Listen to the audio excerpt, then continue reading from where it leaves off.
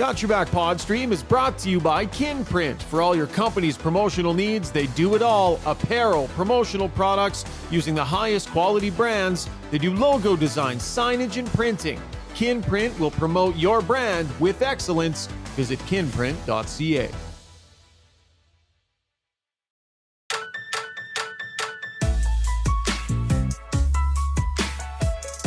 Hey, Zuby.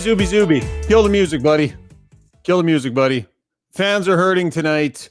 They need something different. They need something to hang on to. We got another version of the theme music that I think it's popular. Gotten some great reviews. Fire up the rap version of the Got Your Back theme song. Go. Roll it.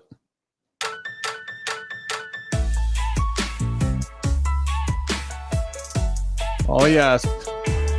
We don't pull this one out often. Only on special occasions. Let's drop a little rap. Everybody want what we got. Living so good like Viva. Grin so big we cheesing. That's what we're talking about. Welcome to Got Your Back, folks. Live post-game edition. Oh, boy. Yet another loss. Okay, the song gets a little weird from here, but it starts strong, finishes poorly, like the Oilers some nights. Loss at the hands of the Carolina Hurricanes. Got Your Back is always brought to you by our great friends over at Sherwood Buick GMC. They got a big event going tomorrow. Take advantage of their Black Friday sale. Go check it out just off Baseline Road on the way into Sherwood Park. So they got over $7,000 in discounts, finance, cash, and trade-up bonuses. Go see Phil and the great crew at Sherwood Buick GMC over the next couple of days. They had a big Friday the 13th event. It was massive last month, and it was an absolute smashing success because they got great product. Go check it out. Or you can check out the website. gmcpod.com is the website coming to you from the Long Shot Studio. Got another live event scheduled for later this month. We'll have details on that. And of course, Long Shot's more than just golf. It's a sports destination. Locations on Stony Plain Road and in Sherwood Park. There's the boys. What do you think of the rap version of the theme song there, fellas? Struds, what do you think, man? Is it the first time you've heard it? I think I have heard this version before. Yeah, it's good. I mean, I like it. I don't know is this your band, Shogger? You and your buddies get together and me and my brothers. Yeah, me and my brothers. Our band. Our family band. Brownie, you raced home. How was the overtime open line on Jed tonight? How were people doing? What was the craziest suggestion you got tonight? Well, we had one gentleman call in, said that the Oilers should have dressed their full lineup in every exhibition game like the Vancouver Canucks did. Okay. I did fact checked it, and all the Vancouver Canuck players played 3 games, so it wasn't the truth. It was right now. It's funny though, just like we are here tonight, everyone's trying to figure out what went wrong because this is the lineup. This is the lineup everyone thought could win a Stanley Cup. Not a whole lot different. Yeah. So everyone right now is just searching for answers. It's not like they're absolutely riddled with injuries. It's not like they're missing like massive key components. I mean, relatively healthy, and still the results have been hot garbage, as was the case tonight. Strudy's World coming up a little bit later on. Looking forward to that, Struds. We got takeaways. We got around the horn or sprinkling the infield or whatever the hell we're going to call that other segments. And of course, taking a peek. Is that what we're going with? I don't know. That's what Zuby keeps pushing for it. 2-point convo. I still like 2-point convo. And we'll take more suggestions on the stream. If somebody gives us a better idea, we will give you a backscape. Like I have boxes they're ready to go. So if you can give us a better option and we go with it to name the segment, you earn yourself a backscape. So lots to come here on the podcast tonight. Let's get right into it. It's the breakdown brought to you by Mr. Dirk. Got to stop by there next week. Need to freshen up the wardrobe a little bit. It's an iconic store founded in 1939. And it's a beautiful showroom. They've got all kinds of amazing suits, pants, shirts, shoes, really high-end stuff. And then they've got lots of great casual wear as well. So if you have any clothing needs right now, you want to freshen up any part of your wardrobe, go see Sterling and Dan and the amazing crew down at Mr. Dirk. You can check out everything they have to offer online at mrdirk.com. Okay, Brownie, I know you just did a bunch of radio. Struds hasn't had a chance to have his say yet. So, Struds, I'm just going to kind of lay this out for you here. What is your main takeaway from what you watched tonight?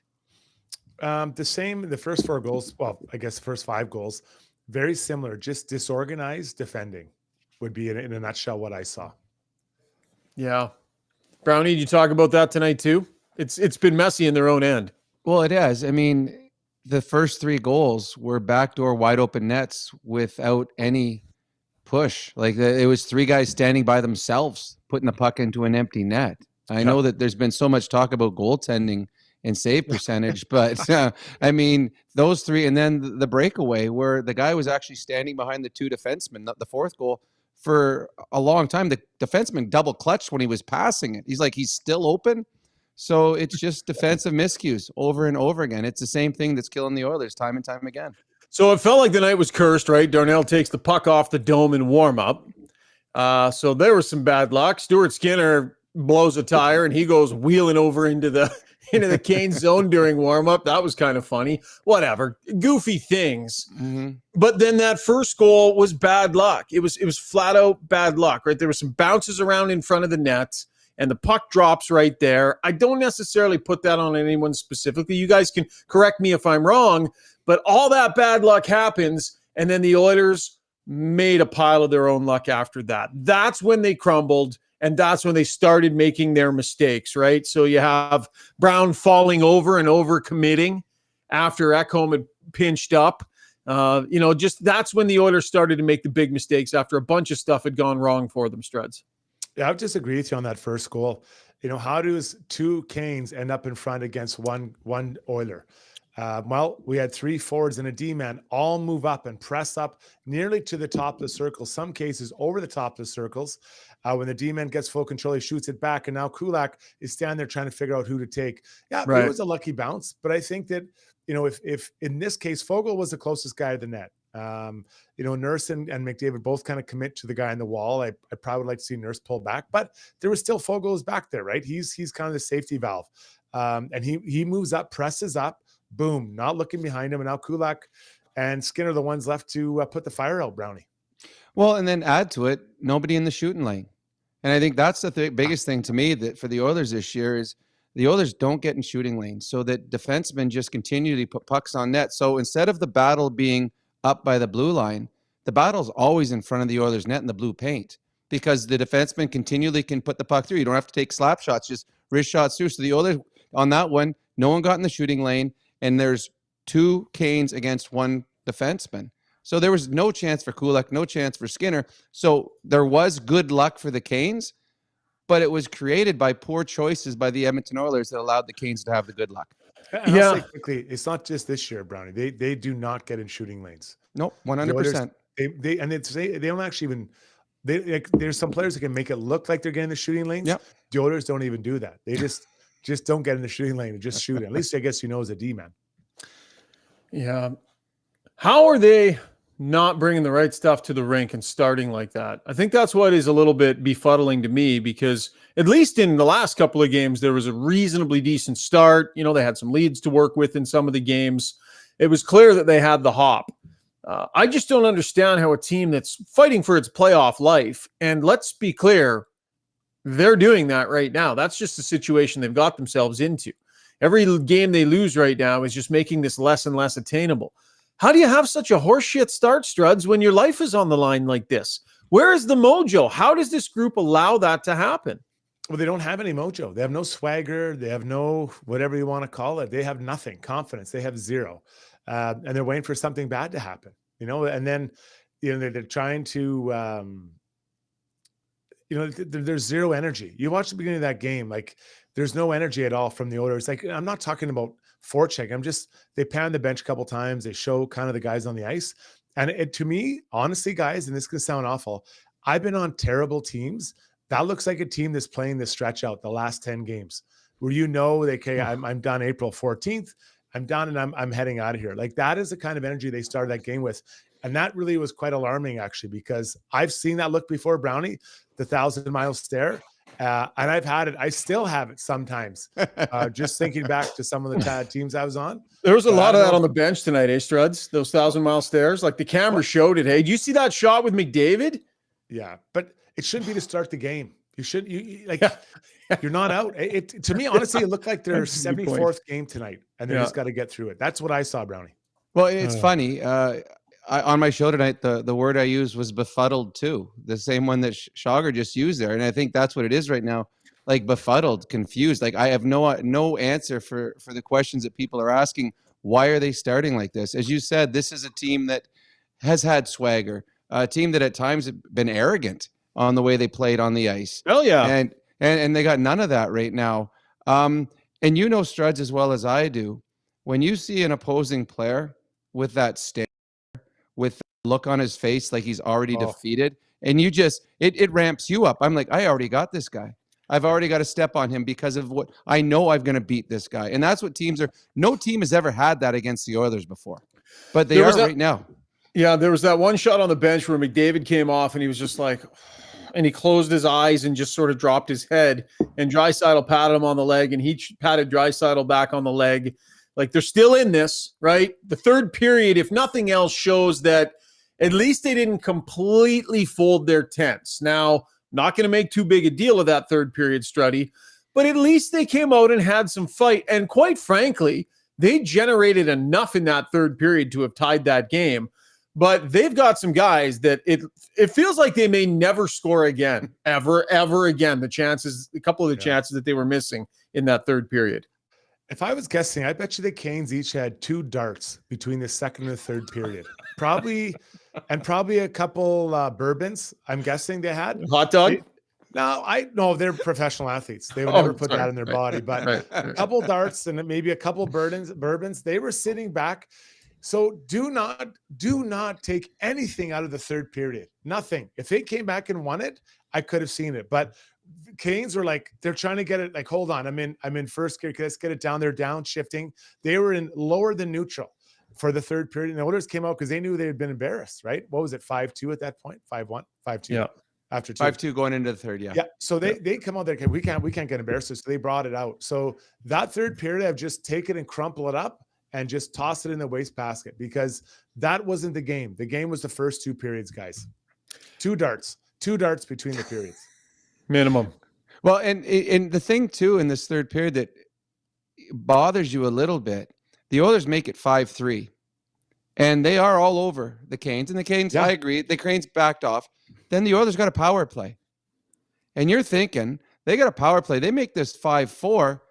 You pull your goalie, like things are going to go their way tonight. They're finally going to get the chance. They got nothing on their power play. Nothing. They didn't create anything. They had trouble keeping the puck in, getting the puck over the blue line. They made poor passes. And that was the first time. And Stretch, you know as well as I do, when you have great players and things aren't going right, that great player tries too hard sometimes. Yeah. He tries to do too much. And I think what you saw in that power play, Connor McDavid was trying to win that game. And in doing so, he turned the puck over a few times, lost the puck coming over the blue line. And I think at that, you're seeing Connor right now, the frustration of the entire season, what's going on, come into his play, where the point is now he's trying things that he knows he shouldn't, but he's trying and wants it so bad to go right. In that power play, they had a chance to make it 5-4.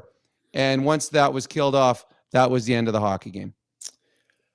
Yeah, and then the penalty that he took right at the end of the game there with 4 minutes left. I mean, I was it a bit of a soft call? Was it embellished a little bit? Maybe, but still, like that's one of those things, right? Just don't do that. Like don't cross-check the guy in the shoulder in front of the ref in case he goes down at a critical moment in the game. McDavid doesn't do that a lot, so it's kind of a one-off here. But still, another one of those breaks that just doesn't go their way. The one thing that Chris Knobloch is, gentlemen, is he is a fairly fresh set of eyes on all of these problems that we've all been watching every second of since the start of the season. And so I do find in some of his media availabilities, he's offering interesting perspective with a reasonably fresh set of eyes.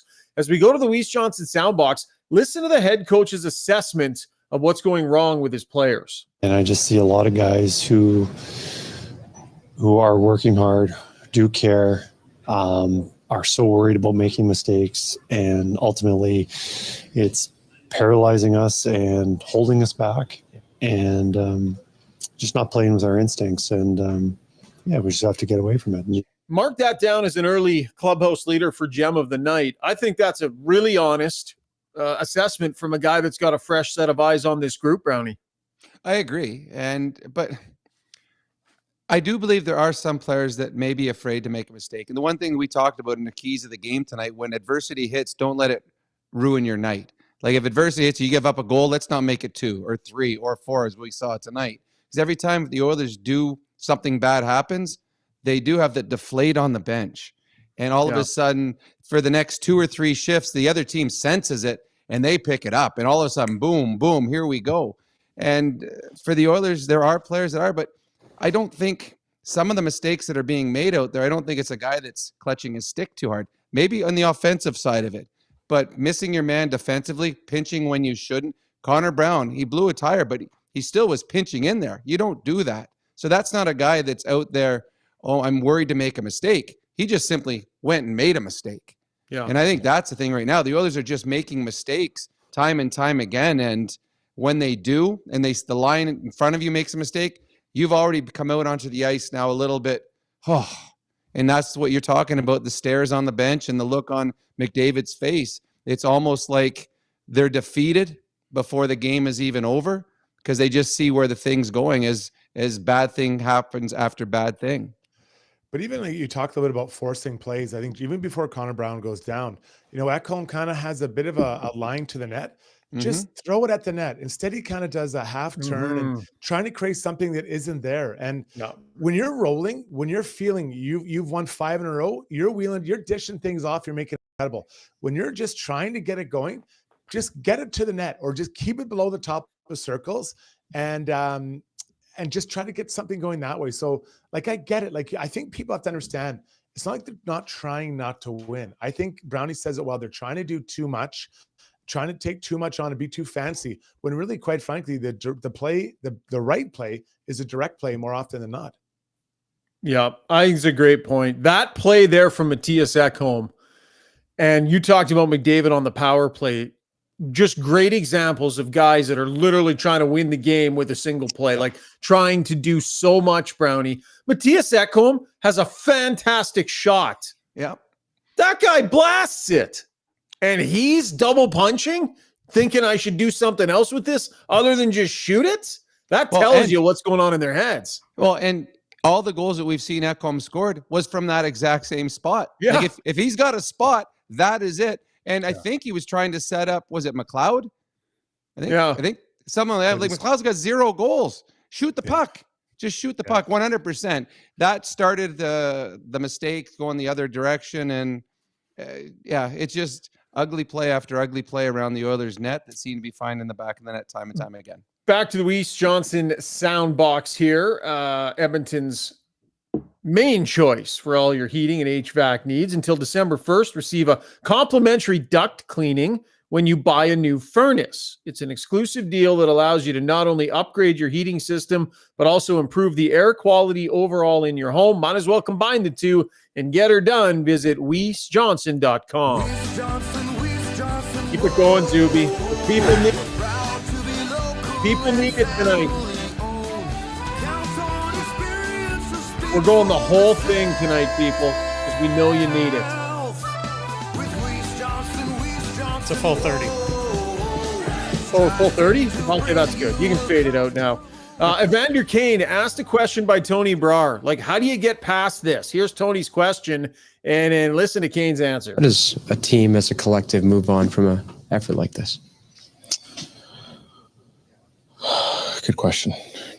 I think we just have to focus on the next game. It's been redundant. It's been, the same kind of message after a lot of games this season, too many games this season. So move on, get ready for the next one.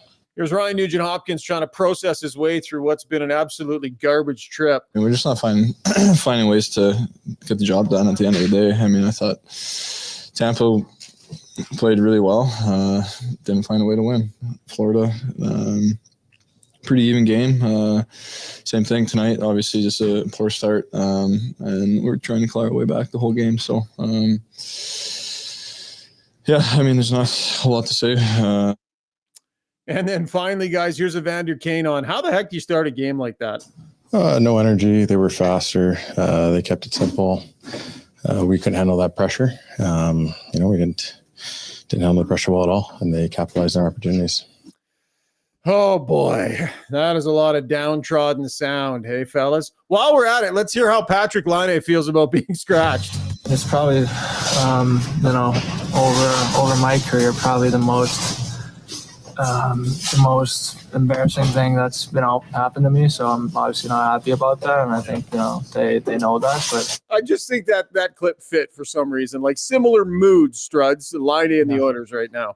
Well, yeah, it's tough. And I like what Kane said about, just played simple, because I think tonight the best line for the Canes was Stahl, Martinook, and Fast or Fost. Depends on what side of Alberta you're on when you talk about it. I honestly thought those three guys were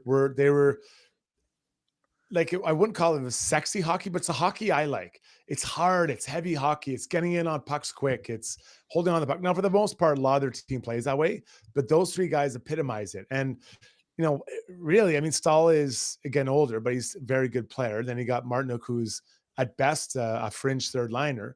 And then Jesper Fost, who's, probably same around that same third line place, but they play such simple, hard hockey. I love watching those guys play. Well, and you look, Struds, they went head-to-head against Connor most of the night. And Connor and Leon, I think, were combined -7 in this hockey game. And you got Stahl near the end of his career who just, again, simple plays, get pucks in deep, and then just work down low and win battles. I think that was the biggest thing. Through the first 40 minutes, the Canes won every battle. And they created scoring chances off those one battles. So, yeah, simple hockey. Simple hockey is effective. And as Evander Kane said, the Oilers didn't play that early, and the Carolina Hurricanes did and built a big lead because of it. Captain Crunch chimes in and says, Oilers should trade for Laine. He'd fit right in. Huge contract, no confidence, one-dimensional player who can't score. Captain Crunch. I think someone's going to trade. I would trade for Laine now. He's down. There's very low. And it's not an 8-year investment, hey, Struds? No, like a couple more years. But I mean, put him on the wing. I don't know why. I don't know if it's he wants to play center or whatever, but all the times I've seen him play, I never thought, man, there's a guy that really plays a full 200-foot game. I've never thought that. Like, maybe I missed something, but I don't know, guys. I just don't.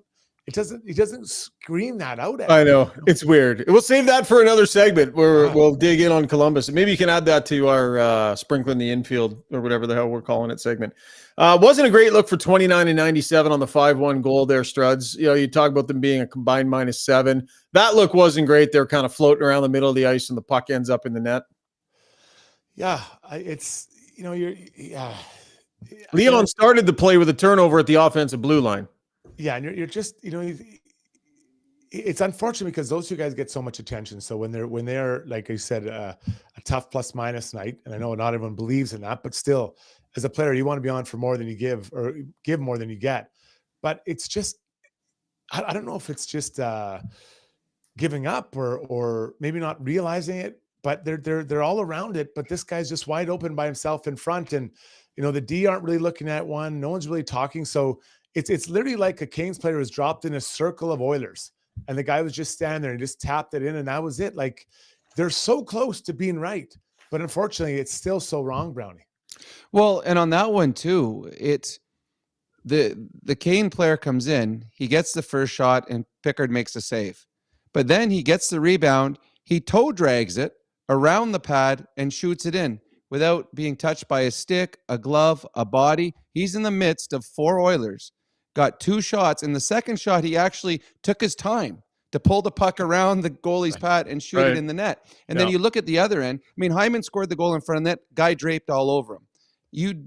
Not once tonight did you see an Oiler standing with time and space in front of the Carolinas goal or the Panthers goal or the Lightning's goal or any of those. Yet against the Oilers, time and time again, you'll see these easy tap-ins or rebounds or deflections where there's no battle. It's just simply an opposition player standing by himself. And on that goal right there, he was in the midst of 4 players, but nobody was bothering him, and he was able to get 2 shots away without any sort of battle level from the Oilers. Have our Ask Us Anything segment coming up towards the end of the podcast. So Zuby is monitoring the stream right now. Send us your thoughts. He's going to grab a bunch of them, and we'll let people dig in with their thoughts on this thing coming up in a couple of segments. As we wrap up the breakdown, Zuby, let's bring in our Sport Logic numbers. A little bit about what Brownie was just talking about. These are some analytics that show a little bit of the game within the game. 10-4, the scoring chances off of turnovers. That's, again, too many for the Oilers. Even strength, high danger scoring chances actually weren't that far apart between the two of them. Scoring chances off the cycle, that's been an area of strength for the Oilers. They were beaten in that one tonight. And then the puck battle win percentage, Oilers with an edge on that spot as well. All right, that was a breakdown brought to you by Mr. Dirk. Lots more to come. We're going to keep digging into this game, keep taking your comments. Strudy's World and more coming up, so stick around. Hey everyone, it's Kelly here from United Sport and Cycle. Christmas is just around the corner and we've got everything you need for the athlete and sports fan on your list. With over 30 different sports under one roof, including hockey, bikes, ball, and our amazing fan shop, United is your one-stop shop for everything sport. Don't know what to buy? A United gift card is always a fan favorite. United Sport and Cycle, your Santa's workshop for over 95 years.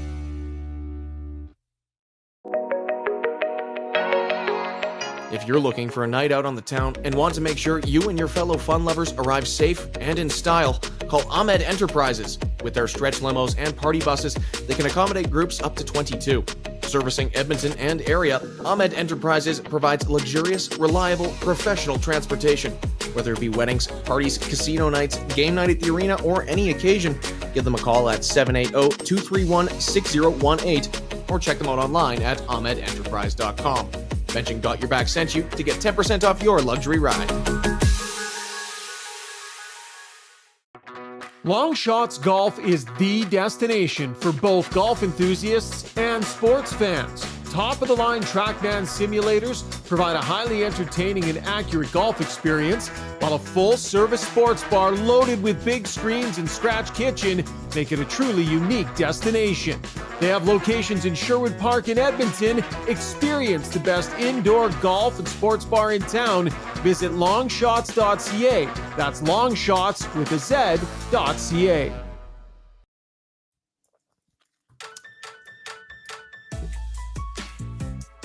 All right, welcome back to the show. Time now for takeaways brought to you by Redefined Health. You know, if you're feeling unhappy with your overall level of health, you have to try their Wellness Lifestyle Program, a really unique 90-day program, including a daily meal plan, exercise regimen, video instruction and support, pre- and post-assessment as well to help you monitor your progress. All that for $150 from Dr. Tyler Fix to help change the way you are functioning and feeling day to day. Visit redefinedhealth.com. I had a little bit of a midlife crisis shopping adventure today, guys. Oh. I don't know why. You know, sometimes you just have one of those days where you're, just feeling a little off. Went down to the mall, bought a pair of skinny jeans. Oh. I will never wear these things. I tried them on like 4 hours later after I got home. I'm like, what the hell was I thinking? These things, Strudy, are so tight. Like, I cannot pull these off. Completely wasted my time and my money. I don't know. It's a midlife crisis thing. I'm convinced. Well, all that time in the elliptical sounds like it's paying off. They're so tight. I put them on and I was like, what the heck? Do you guys, like, Struds, you're a little more stylish than Brownie. Do you wear skinny jeans, Struds? That's like saying I'm a little bit taller than Muggsy Bogues.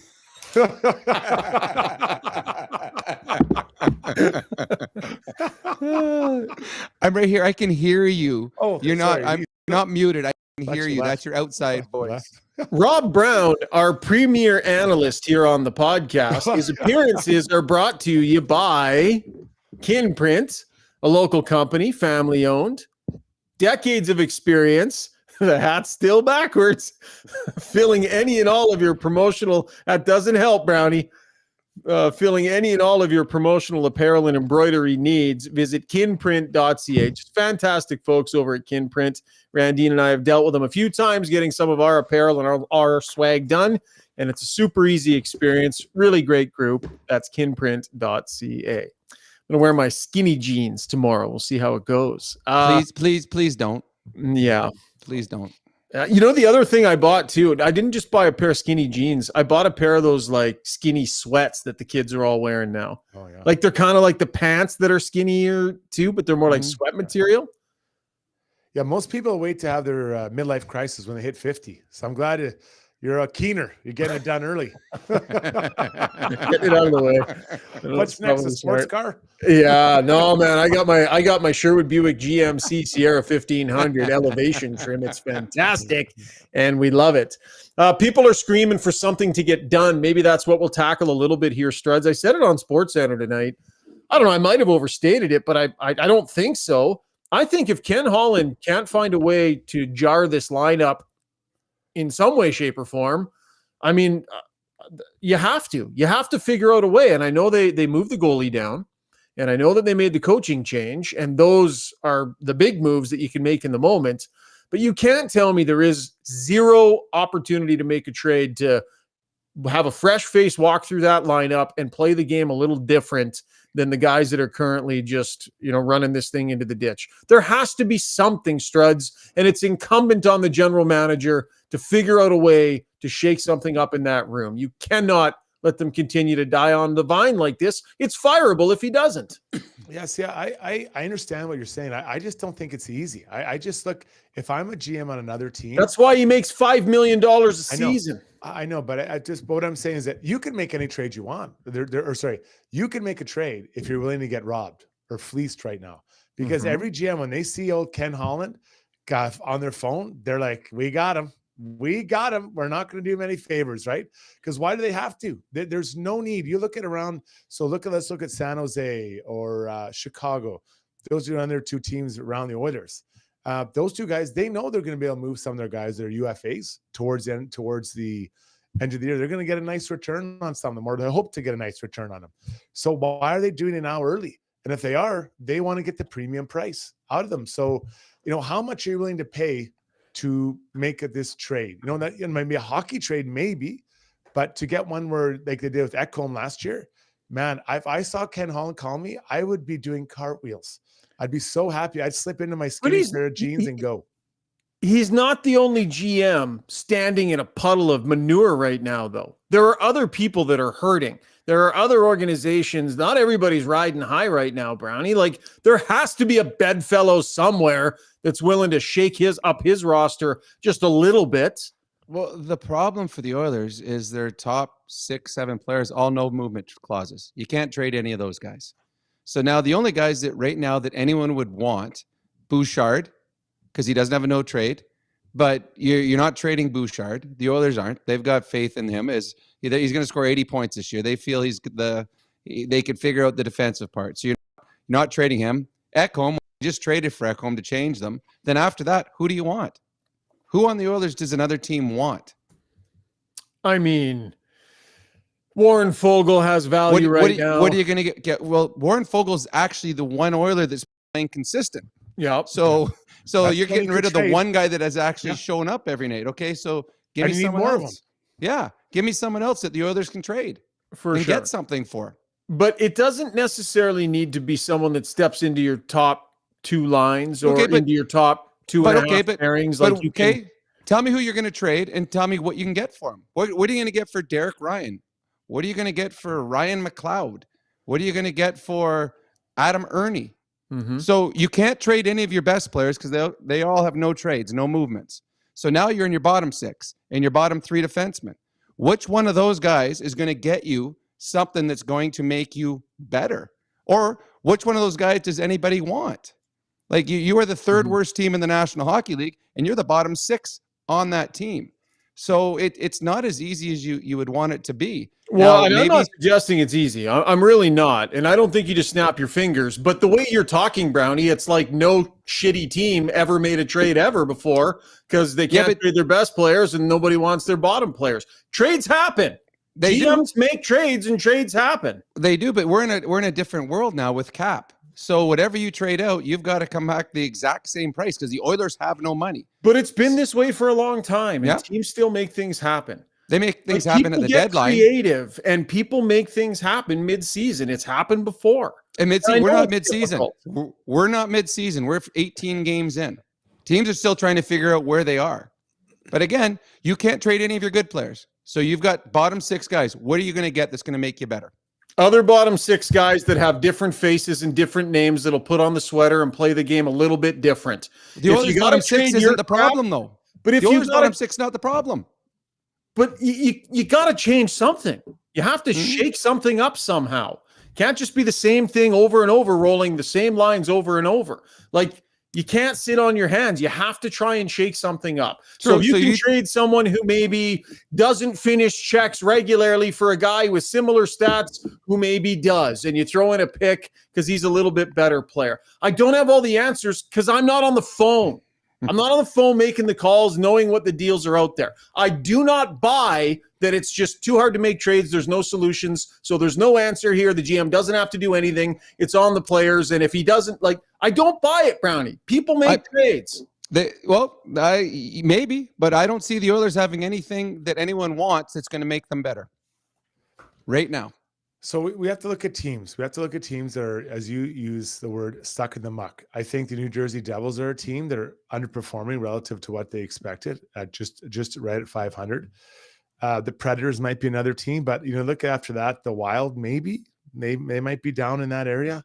So you look at those teams. Like I look at the Devils, and I'm trying to identify a player that fits cap wise, and you'd want, and they'd be willing to trade. And the one guy that might be interested is Michael McLeod. Trade brother for brother.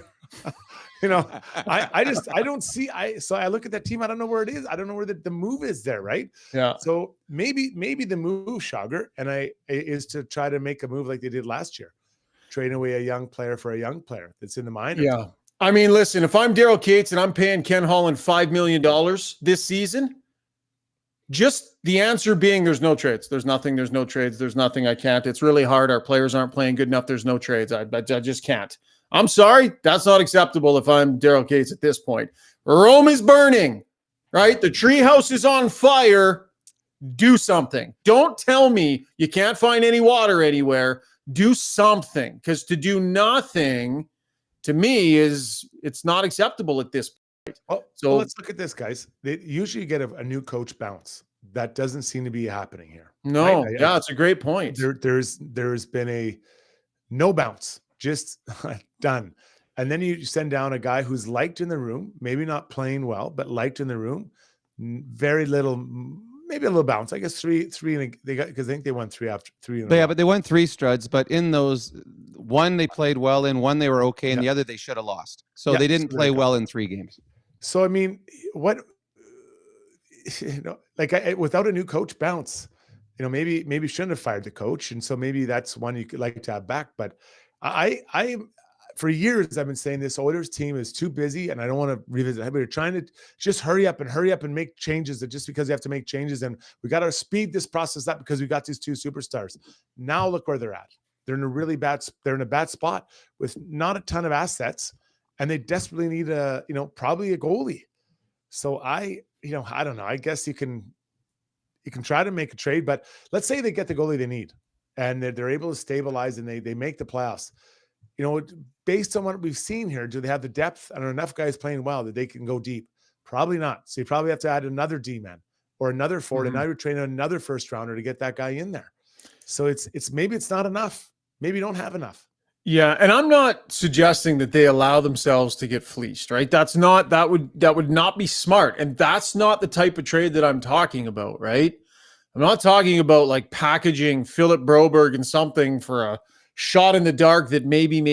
I'm not. But I believe that small changes could be meaningful to this group, nibbling around the edges, and there are always periphery players out there that are moving around here and there, right? It's not like we never see these players move. Go with what Strud said, though. You're looking for small changes to give them a balance. They've done changes. They sent their goalie down and they fired their coach. if those haven't given them bounce, what's a fourth line guy coming in going to do for them? Well, I think those things are subtraction, and they're, so Jack Campbell just suddenly not being there anymore. I mean, that was just, if they like Jack Campbell and care about Jack Campbell, that's a kick in the balls for everybody. And unless the new guy steps in and is lighting them up with confidence because he's playing amazing, that's just a bit of a pit. That's just like, ugh. I believe that the coaching change, and this is not an indictment on Chris Knobloch at all, right? The guy has earned his opportunity, and he's going to have a chance here, and we'll see what he can do. There's no question, guys, the coaching change, I think, took the wind out of the players' sails as opposed to giving them the bounce that they get sometimes. I think the players were stung big time by that move. So things are shitty in there right now. And to me, changing the mix up in any way right now, I think, can be meaningful. Just do something. And I don't know what the answer is. I don't have it. I'm not on the phone. But just change a face. Bring somebody in that does things a little bit different. Change the goalie coach and bring in a new voice so that the goaltenders are hearing different messages. And I don't take saying that lightly. Dustin Schwartz, he's been around a long time. And I don't take, people's jobs lightly. But the point is that, like, you just can't keep doing the same thing thinking that it's going to be different. You have to do everything you can. And Ken Holland's job is to try and find some way to shake this group a little bit. I don't think I'm being crazy and unrealistic and unfair to him, Struds. No, but go ahead, Struds, just before you go, the one thing is, so you're saying that if you traded out Warren Fogle and got another third line player, that's going to make Connor play better, or Leon play better, or Nuge play better? Because this team only goes when they go. So I don't see how trading a third or a fourth liner for another third or fourth liner is going to make the best players on the team be better, make their power play better, make their penalty killing better. That's the problem I see right now making a trade, is the Oilers' assets aren't big enough that they can move to get someone worthwhile coming in that's going to make this team all of a sudden better. Okay, I'm going to throw something out here. Sign Ethan Bear and trade away one of your D-men to get a little cap space. Ooh. Out of nowhere. Huh. So free up some cap space by, yeah. I mean, I don't think, is it realistic, Struds? I don't know. I mean, because you have to think Bear coming back here? Well, I have no idea. I mean, I that's the thing. I have no idea, but you can ask, right? I don't know how healthy is he though. Well, he probably, I thought I read he'd be ready around Christmas. I might be wrong. But so the Oilers don't have a ton of assets. So what you do, you have a couple players on the HL that are assets.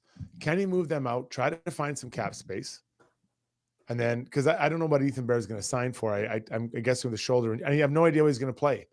So you want to throw the bones? That's rolling the bones big time. I'm going for a hard 8, baby. Kiss the dice, toss them. Hoping for the best. Yeah. Well, we'll see. It's going to be interesting to see how Ken Holland plays this, and if he's just waiting for the players to start playing better and feeling like I've done all I can do. I'm sure he's working the phones. I'm sure he's not making the trade that will hurt them, because I'm sure he's staring at a pile of trades in front of him that he knows will hurt his team. And respect him for not doing that. And that's not what I'm suggesting here.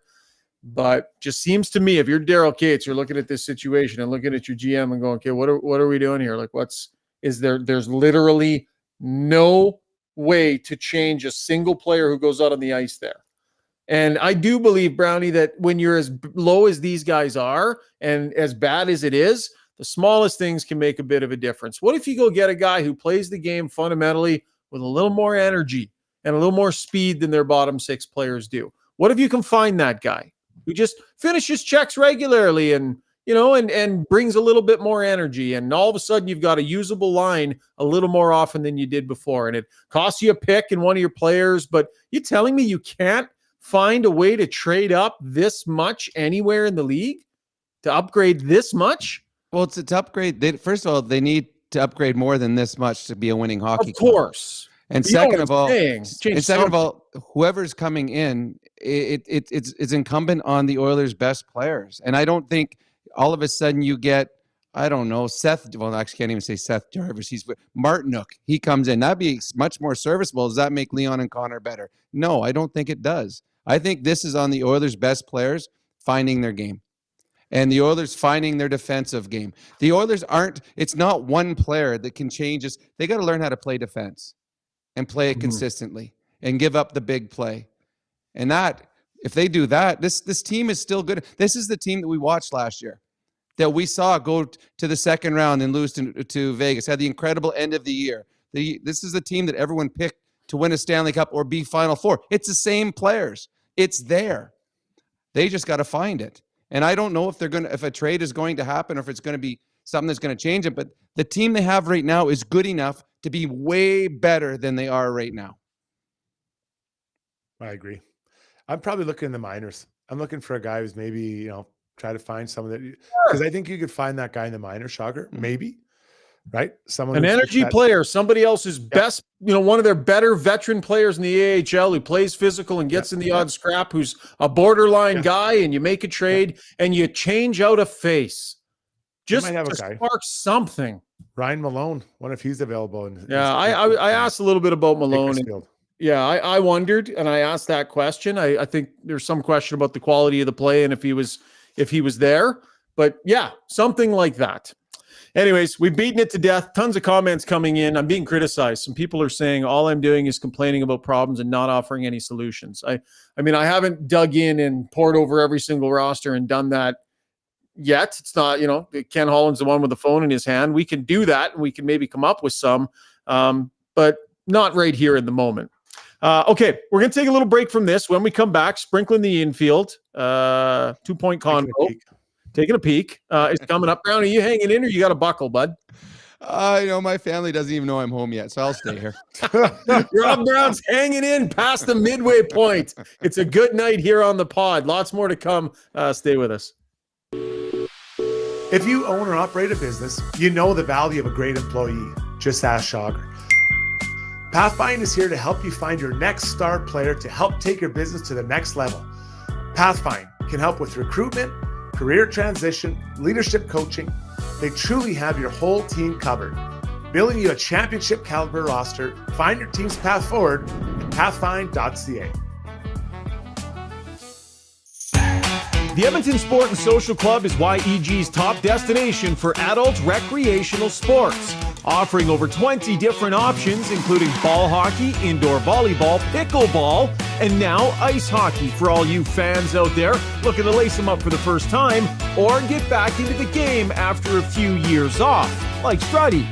Sign up by December 13th for the winter season beginning mid-January at edmontonsportsclub.com.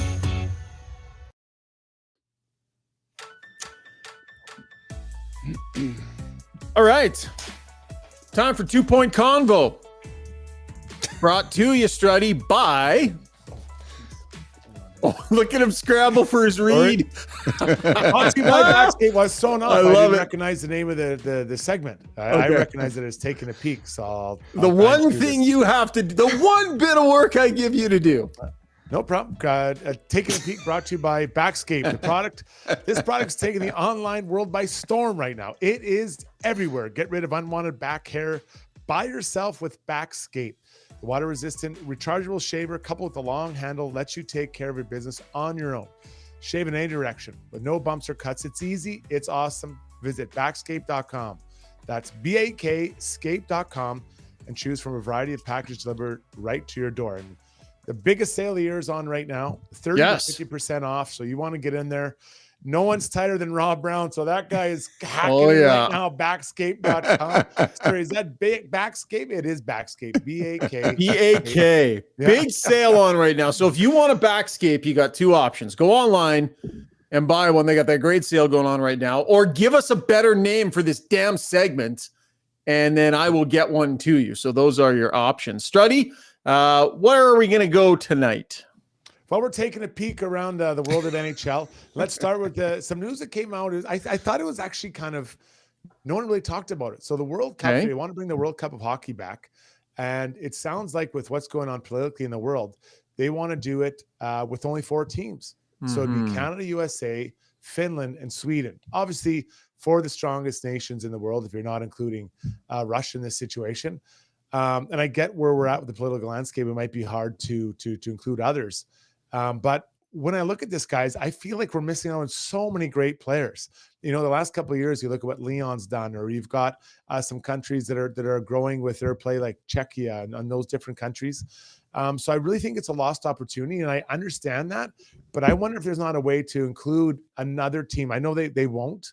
I know they won't. But guys, missed opportunity, I think, by the NHL, because there's so many NHL superstars that'll be excluded because of this. Could you imagine a best on best tournament with no Leon Draisaitl, Brownie?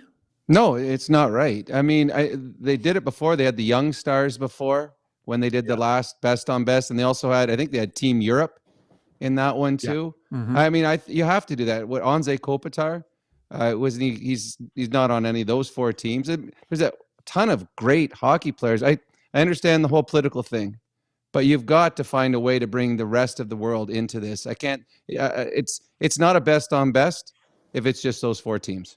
Yeah, I totally agree. And I've covered those best on best tournaments. Like, I've been to the Olympics, man. I've done World Championships and World Juniors, and man, there's just something to be said when those countries that are underdogs start putting up a fight against the top dogs. There's nothing like it. It's awesome, So I'm not in favor of a smaller tournament at all, Strudy.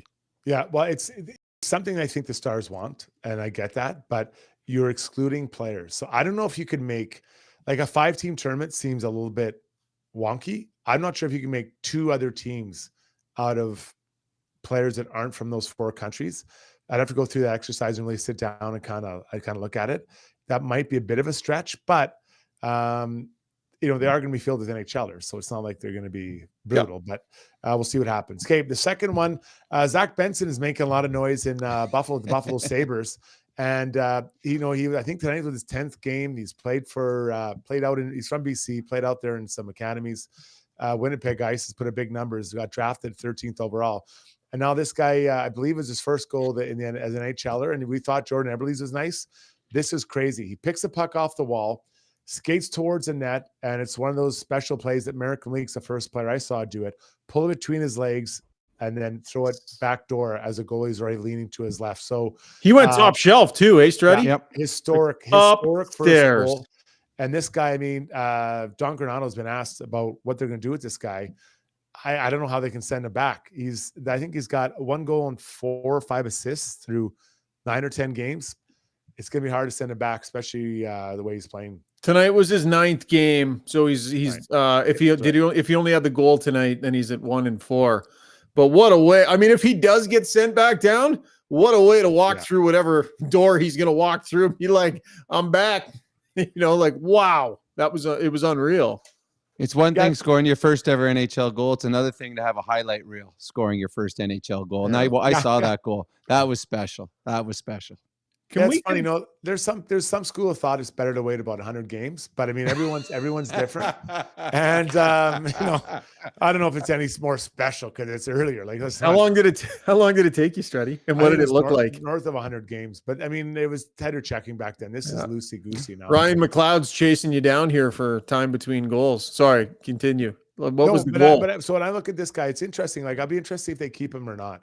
Because it does make a difference. And then how does that affect local product here, Matty Savoy, right? How does that affect his kind of march towards the NHL too? Mm-hmm. So pretty talented players come up through Buffalo. They've found some nuggets there. Can you guys give me your first goal story?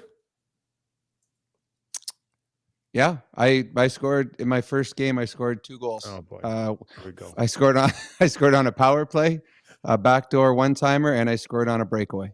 Your first NHL game? First game, 2 shots, 2 goals. I thought it's going to be easy. Yeah. It wasn't quite as easy, but yeah, it was a good first game. Who were your line mates? What's his name? Lemieux. Yeah, Lemieux, exactly. And shut it. I made Mario what he was. Buddy, those first 2 games, how many points? Or first game you had 2 goals? You said, 2 goals and assists. The other right winger was a garbage can. It had a hat trick. Okay, Struds, give us your story. Struds.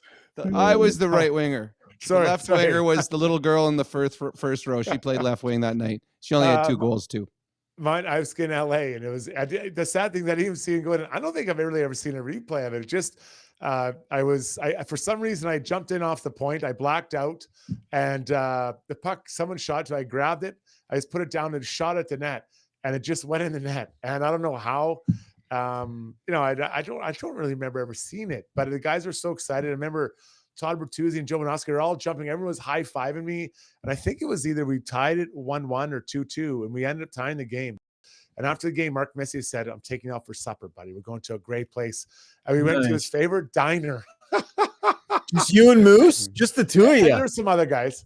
Okay. And big guy, like, what about a steak or something, right? So Did you go to Ed DeBevick's in LA? Is that where you were? It was a really cool diner, but I remember thinking, like, I gotta stretch this a little bit more. So I think I ordered like a side of bacon with my like Denver or something, right? Smoothie. How much is that? Is that $18 mess? How many years had you been in the NHL when you got the first goal? 22. It wasn't your first season, was it? No. Oh no, like you were.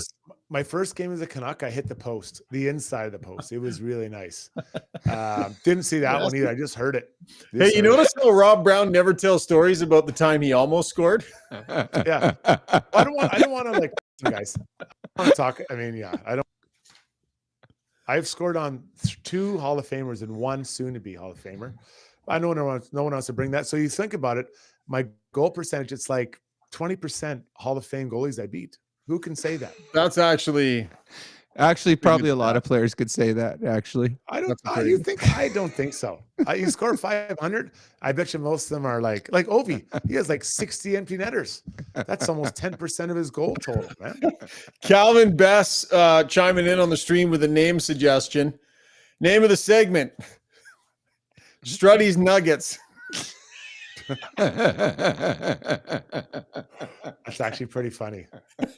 2 nuggets from Strudy. I vote for that one. Second back scratcher. He's actually got it as nuggies, so I think it rhymes that Strudy's Nuggies. No, it's Nuggets. Nuggets. N-U-G-G-E-T-S. Oh, someone amended it to Strudy's Nuggies. That was a secondary, which I thought was pretty good too. Strudy's Nuggets. All right, that was for tonight anyway. Strudy's Nuggets, yet to be named segment, brought to you by Backscape. And a reminder, massive sale online right now, 30 to 50% off. I've got one. It works. Give it a go if you need it. Short break, and then Strudy's World when we come back. Are you ready to elevate your moving experience? Trusted for over 100 years, Ferguson Moving and Storage are your partners in relocation, ensuring your journey is smooth and stress-free. And say goodbye to surprises with Ferguson's transparent flat rate pricing. Contact them now for a free moving quote and use a promo code Ferguson to receive $100 off your next move. Visit FergusonMoving.com and let them lift your expectations.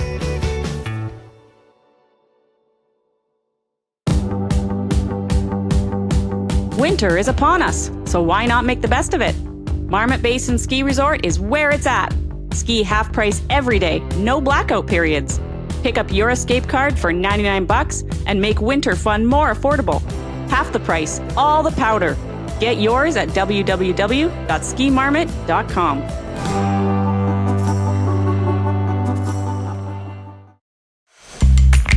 When you make a mistake, heads should roll.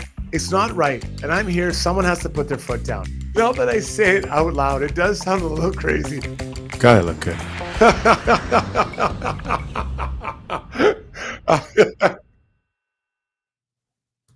All right, let's get to Strudy's World, brought to you by Match Eatery and Public House. Holiday gifting just got way better at Match. Purchase a $50 gift card, and you'll receive a bonus $10 card and 2 Match branded beer sleeves.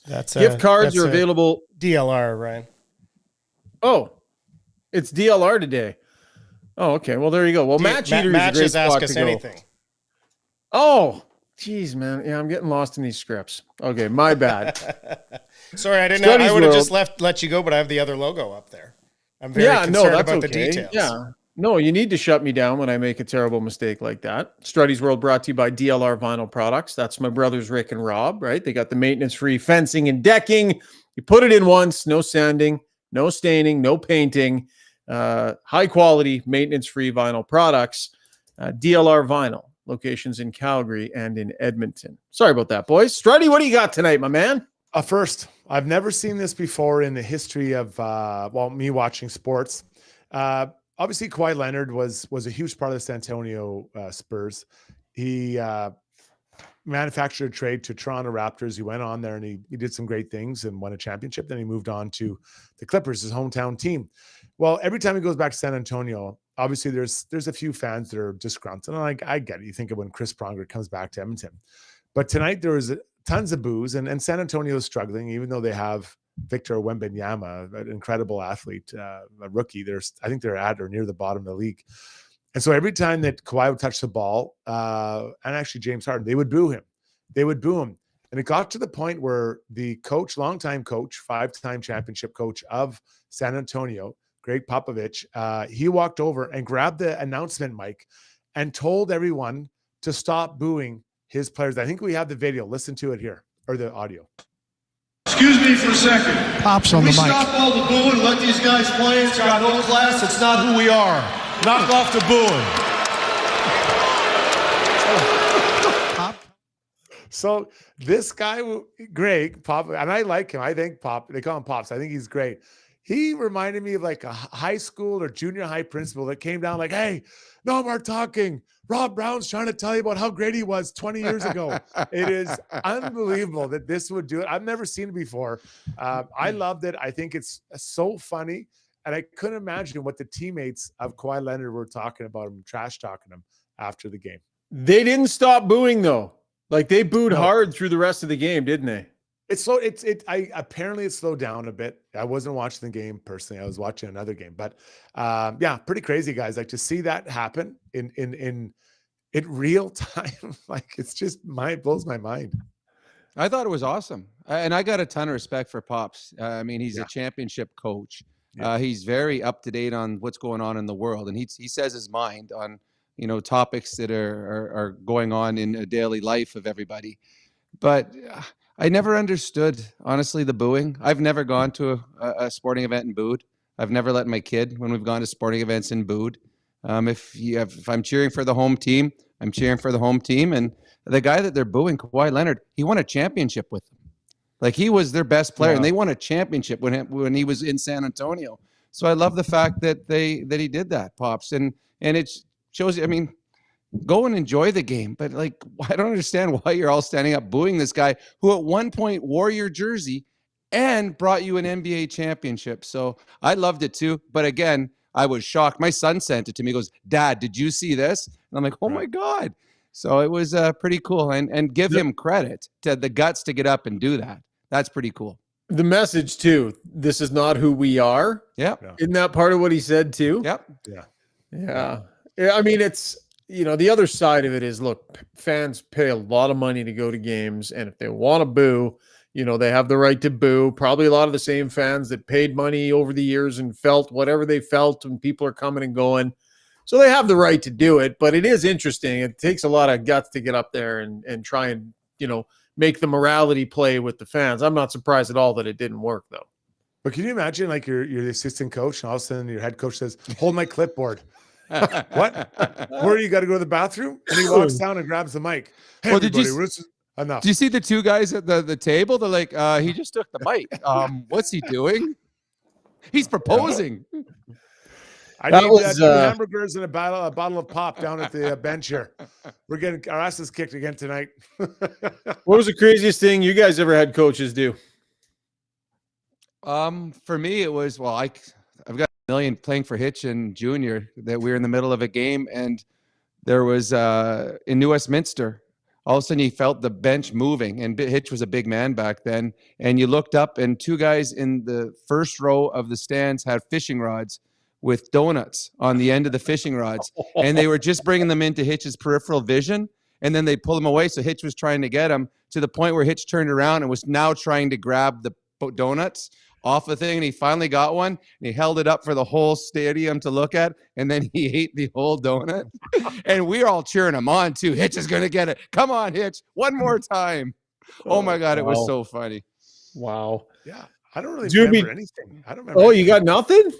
Well, I mean, Pat Quinn yelled at the refs all the time, but I mean, I don't know. I think that's He would yell at the refs the whole time to the point where he wouldn't put the lines out there and we'd get too many men. Then he'd be yelling at us because we weren't smart enough to figure out how to not to have too many men penalties. Like it never ended with that guy. All right, that was Strudy's World, brought to you by DLR Vinyl Products. Let's get to Ask Us Anything. I already did the ad read, but we'll give them a little extra love, right? If you're heading down to a game night here in town, go a little bit early because Match, as we know, is attached to the rink. And it's an awesome way to go and spend some time before the game. They got a great menu, great atmosphere, super convenient. So whether you're on your way into the rink or on your way out of the rink after the game, stop in and check out the great atmosphere that is Match Eatery and Public House. And, of course, they have that deal going. Buy the $50 gift card, receive the bonus $10 card, and 2 Match-branded beer sleeves as well. Match Pub, your Ice District dining destination. Zuby, been keeping an eye on the stream tonight. Oh, hello. I'm going to lay back and let you rapid fire with Struds and Brownie and hammer through because there's been a ton, man.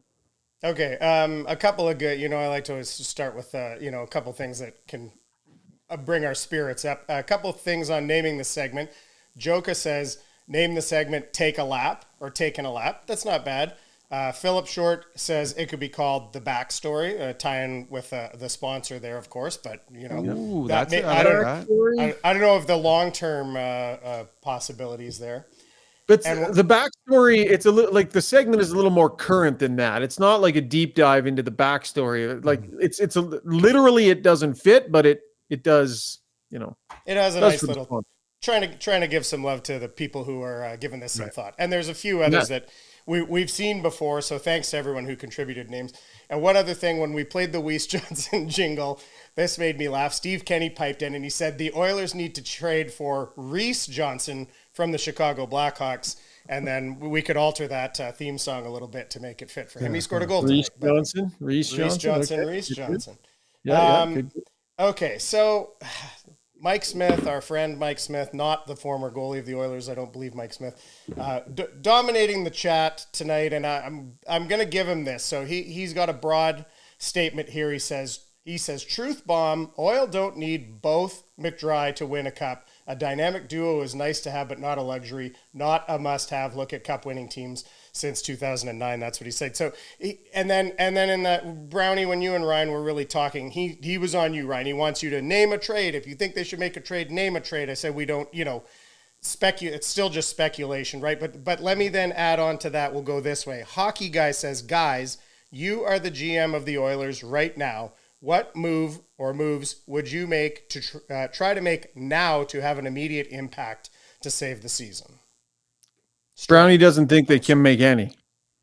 I don't think they can make a big enough trade right now to do it because they can't trade any of their best players. So if you're the GM, Brown, you're then what? So not a trade. I'm expecting my team to be better. Okay, Strudy. Yeah, I'm the same. I just don't think it's easy to snap your fingers and make a trade that isn't a lopsided loss, right? So I'd honestly, I'd go back to what I said before. I am going to be pushing my pro scouts into the minors to try to find something. Maybe I can do a flip of minor league players that fits and bring someone in that can give me a little juice. That's what Clint Costin was when they traded for him, right? I mean, he was kind of a fringe guy. 100%. Ryan, do you want to? I know you said you're going to bow out of this, but do you want to address naming names, being more specific about a trade? Yeah, no, and again, like we've beat it to death. I think that getting something done to try and change the dynamic in the room in some sort of a way is necessary. And you know what? Like I said before, we haven't scoured rosters. I'm not coming with a whole pile of solutions. I'm coming with the idea that a general manager whose team is dying on the vine needs to find a way to try and shake the tree a little bit. So that's what I'm offering tonight. Criticize me if I don't have the trade to execute right this moment. I don't care, but my sentiment remains the same. What else people got, Zuby? Okay. Can you guys talk about this is from ADN. Can you guys talk about what happens in the film room when the team's watching back games? Are players called out? Or does everyone make their own notes, or how does it work? And how would it work differently at a time like what the Oilers are going through right now? You go first, Strud. Oh, sorry. I'll name a name next time. So you guys. Yeah. So when you go in there, when the clip starts, it's you. Like you know, you don't have to you don't need to say, oh, and here we come with Jason Strudwick. You already know it's coming. You're just praying that the coach doesn't put yours in there.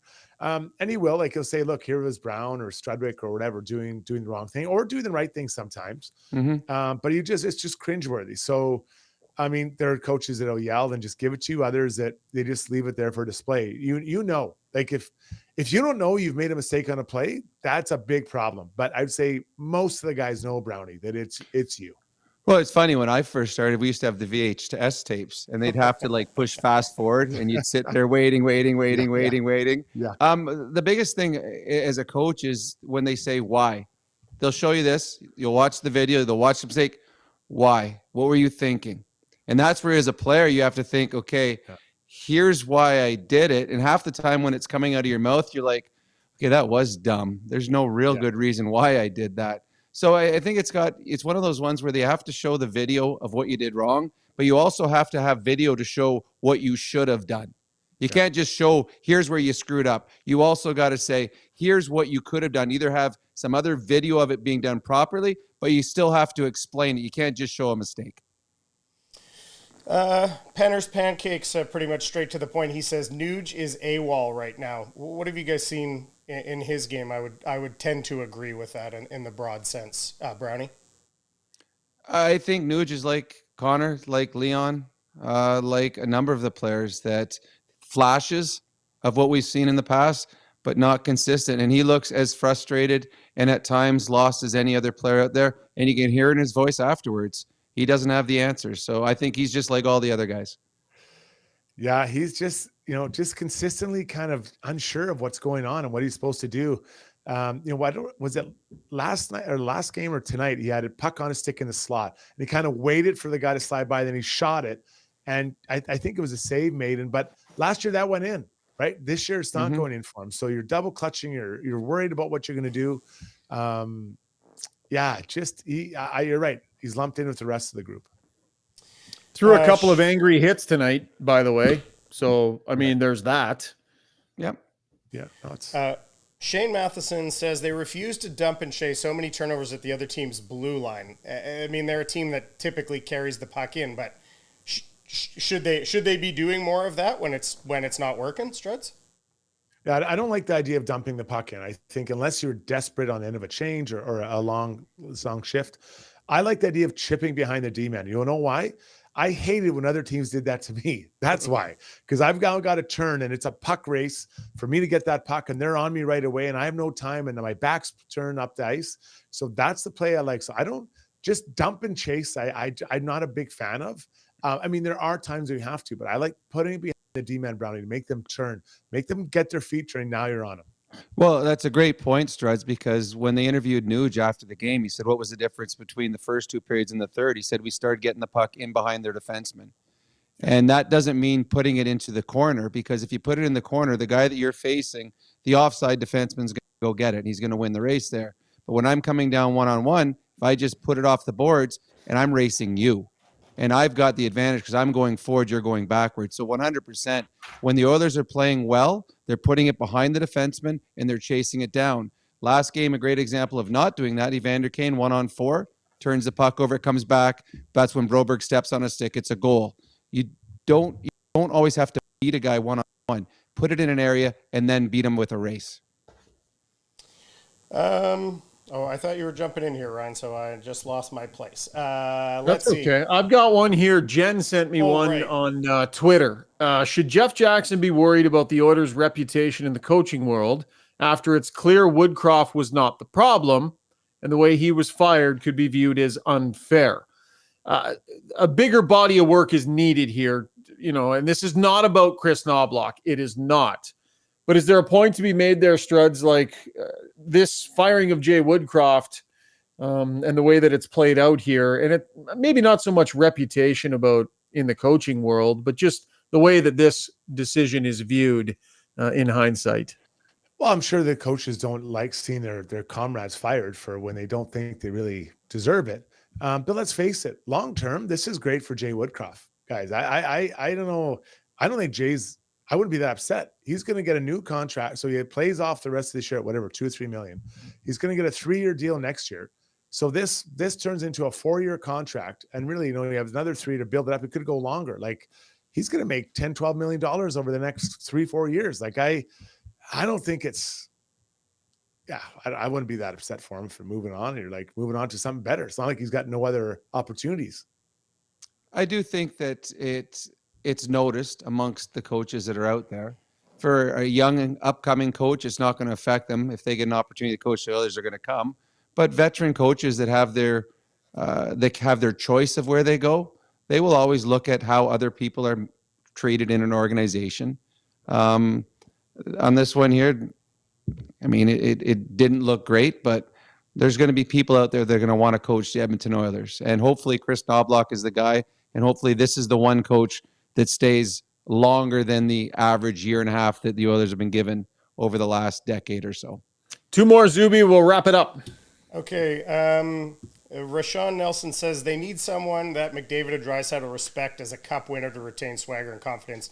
A large personality like Maroon or Kessel or Fleury is badly needed. I don't think there's any talk that Maroon would be available, but possibly on the other two. Do you guys agree that it's still a personality that could be missing there, Struds?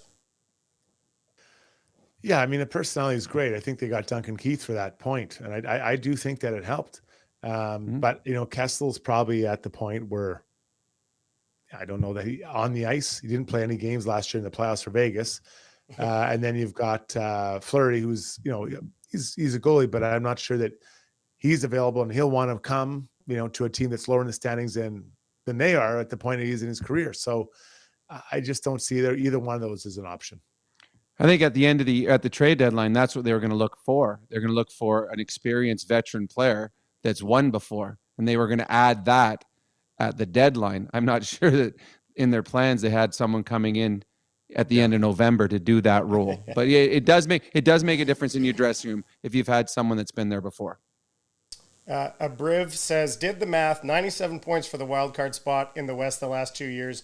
The Oilers need to do better than 13 points every 10 games here on out. That means no worse than 6-3-1 or 5-2-3 for all segments. But that doesn't sound that crazy. Really, that's what we would have expected of this team, right? Does that sound that crazy, Brownie? Well, no, they're capable of doing it because we saw they did it last year. The problem that you have right now is not the number of points you're out. The problem you have is the number of teams between you and a playoff spot. Every night that you lose, there's going to be half the teams are going to get points when they play each other in the conference because they're all ahead of you. So that's one of the problems. The other problem is every team has an injury run where they just try to survive, where they lose 2 or 3 better players. You got to go 10, 12 games and survive it. Well, the Oilers haven't put any money in the bank. So they can't go into an injury part of their season and just survive like other teams can. LA, Vegas last year had great starts. Injuries hit them. All that money was in the bank, so it didn't affect them. The Oilers haven't banked any points. So if they run into any part where they lose a Connor or a Leon or something like that, that's when it's going to become troublesome for the Edmonton Oilers. Just no margin for error. That was Ask Us Anything, brought to you by Match Eatery and Public House. All right, gentlemen, time for the gem of the day. Strudy, we'll tap you for this one tonight. Brought to you by United Sport and Cycle, Edmonton's most iconic home for everything sports. Until November 27th, shop their Black Friday sales for amazing deals on hockey gear, sticks, skates, bikes, accessories, and more. Check them out online at unitedsport.ca. You got something, buddy? Yeah, there's been a lot of winners tonight, but I think it was early on when you played the clip from Knobloch and his idea of the team being paralyzed, Zuby.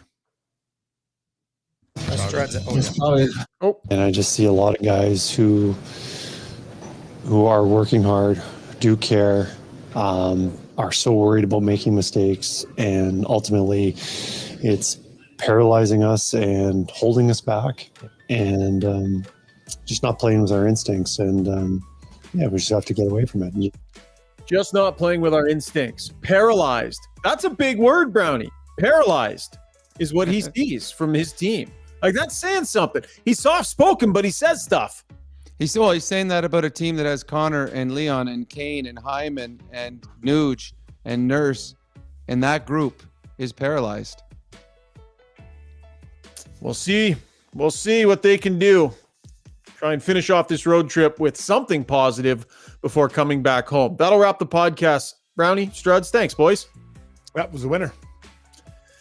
Thank you for hanging in there on the stream. We know it's frustrating for Oiler fans, but they're here in droves. They're participating. We really appreciate it. So thanks for your downloads and your subscriptions. We'll drop a podcast post-game after their next game on Friday, I believe, and look forward to chatting with you then. Till then, have yourselves a great night. Talk soon. Cheers.